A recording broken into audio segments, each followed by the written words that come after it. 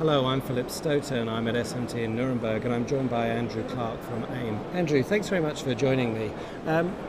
Let's start briefly by talking about what's going on in the international markets, here in Germany, but elsewhere for AIM Solder. Sure. In Germany, we have a particular situation where the German economy is still going very strongly, and our marketing, our sales are going well here in Germany. There are other markets in Europe where certainly equipment sales are beginning to slow down considerably. Consumable materials are still holding up, but if people will in the future start to shut down some lines, then that would affect us. But at this moment, we're not seeing any reduction in our sales within the European region. Okay. That's partly because we are maintaining our customer base, but also we have growth in the market where we're taking new accounts. Okay. And we have a lot of new accounts being qualified at the moment, mainly because of some of the new high technology materials that we're bringing to the marketplace. Okay, and specifically if we drill down a little bit in the German market, I've visited a lot of the German contract manufacturers here, and they just seem better invested, better engineered than their other European competitors. They seem to have kind of stuck to a plan a bit more than a lot of other people have. Is that something you recognise? Well, there's that, certainly. Also, they keep in-house their commitment to quality. So they'll run much more in-depth tests. They'll want to see real results before they proceed. And maybe they find out that some of the older technology materials don't meet some of the new demands of themselves and their industry. Okay. So in Europe, you're winning more market share. Are you growing globally as well on the North America, Asia? Yes, North America. Mexico is a huge success for us, which is part of that NAFTA area. And Mexico, we have a big commitment to in the way of a production manufacturing facility. We've outgrown it, and we're just building another one. Fabulous. AIM is a Canadian company. Our headquarters are in Montreal, and we have just completed an expansion project in Montreal, more land and more building. So our 60,000 square meter facility, which is pretty big, is great. We've expanded our Rhode Island, USA facility for specialty metals, indium-based alloys, high, low melting points, maybe specials for aerospace, that sort of thing. Mexico is more of the standard soldering materials, but big volumes, and we're in Juarez, Mexico, and we've been there for many, many years. Yeah. But now we're getting even bigger. Yeah. What about South America? What's happening in Brazil?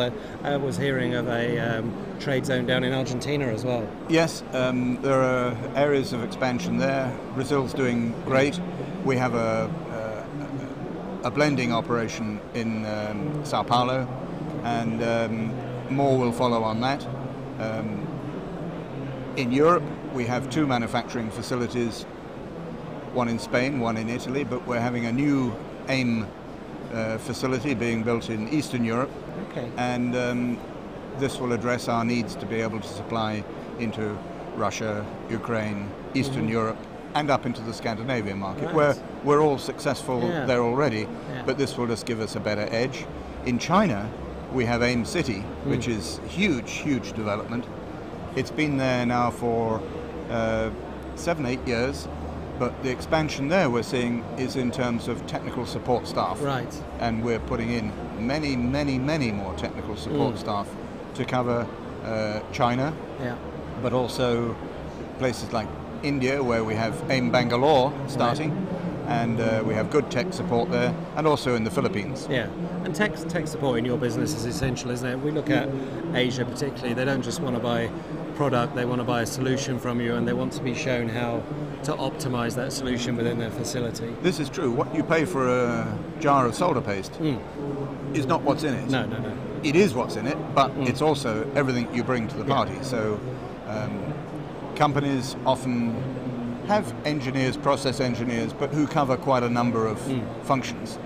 And they ask us to come in, optimize the process, and then give an opinion on how they would be best to run from a soldering materials point of view.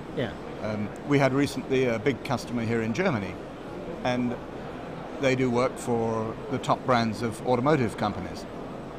They had some circuit boards and they had some problems. Right. They called us in and they said, this is not a solder paste issue, Right. but we begin to lean on AIM Yeah. as our extra technology support. Yeah. So samples of the boards were sent to our technology center in Rhode Island under Carl Seelig, our VP of Technology. Came back with a detailed report. That's very interesting because it's identified different suppliers of circuit boards. Right. We can now see that it's actually a matter of the supply company rather and solve their problem. Yeah. But we were there to actually give them the information that they needed. So it was the surface treatment or something at the bare board facility that was causing the issue, and you as an embedded expert within the organisation we were able to help them solve it. That's fantastic. Last question I want to ask is, AIM is always associated with bringing new products to the market, innovation. What's new now? What's coming up the remainder of this year? Well, it's true. AIM is known for innovation. We were the first company in the world to bring a SAC alloy to the electronics assembly market. Previously, there have been things like tin silver, which is rather high temperature, but AIM cast-in alloy was developed by Carl Seelig in the early 1990s, and it actually solved a technical problem for the user. At those days, we didn't have a legal problem with lead. Right. Now, come much more up to date. What are we doing? We have our highly successful new AIM NC258 solder paste, which is available lead-free and tin lead, and that's developed to give the customers an answer to the problems they've been experiencing. Right. Voiding in joints, head in pillow under bald and bump devices, longer and longer printing times. This material is the answer to these needs. Okay. We also have new fluxes. So AIM 265LR, it's a ultra low residue flux, which everybody wants. But interestingly, it's been developed to reduce the wetting time of no lead and no silver and low silver lead-free alloys. Okay. Because traditionally they wet a little bit slower. And this speeds up the wetting process. Okay. We have a sister product which is 265, and that's made for selective soldering, and that's becoming quite a big part of our industry. We have new rework products that become deactivated under ambient temperatures. These are reflow flux gels and reflow fluxes. Traditionally, you needed the heat of soldering to deactivate the product. Now, you put a little bit of flux on a circuit board, first thing it does, it runs. Maybe it doesn't all see the heat of soldering, and people are aware of that. So one that naturally deactivates in ambient temperature is very important. It's been successful here in Germany too. Absolutely. And it's interesting you add those two together, the desire for people to call on you as a technical expert and the new products. That's a nice feedback loop that is, I guess, as well as solving their problem, you're able to see what they're doing, look to the future, see what the next challenge is going to be, and hopefully stay ahead of the game.